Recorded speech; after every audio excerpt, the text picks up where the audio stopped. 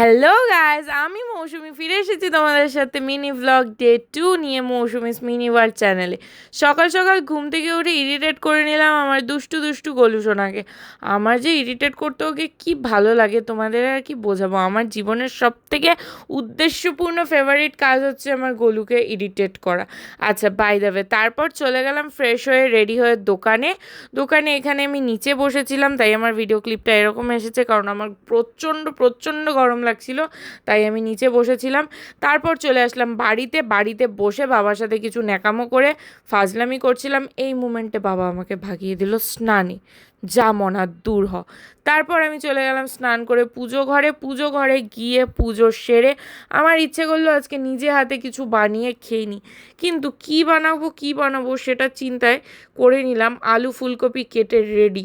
তারপর চলে গেলাম আলু ফুলকপির তরকারি করতে। আসলে কি বলো তো বস, রান্নাঘরে ঢোকার মাইয়া না তো, তাই এরকম ঘেমে নিয়ে অস্থির করে নিলাম ঝাল ঝাল টকটকে লাল লাল আলু ফুলকপির তরকারি, যেটা খেতে হয়েছিল অসাধারণ। আমার টেস্টে অসাধারণ, জানি না মানুষের টেস্টে কীরকম, মা তো টেস্টই করলো না।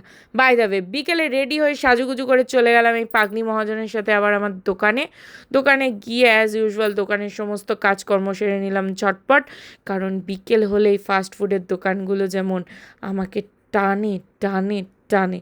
বাই দ্য ওয়ে, বেরিয়ে পড়লাম আমাদের বিল্লকে নিয়ে আমরা দুজন দোকান থেকে কিছু খাবার উদ্দেশ্যে। আর আজকে আমরা কোথায় গিয়েছিলাম তোমরা অবশ্যই যারা শিলিগুড়িতে চেনো সেই জায়গাটা, চেনো সেই ফেমাস মোমোর দোকানটা। আমরা চলে গিয়েছিলাম দুজনায় নৌকাঘাট মোড়ে ফেমাস মোমো শপে মোমো খেতে। এখানে আমরা নিয়েছিলাম মাটন মোমো আর সাথে নিয়েছিলাম চাউমিন। সেটার ক্লিপটা অ্যাড করতে আমি ভুলে গিয়েছি, সরি।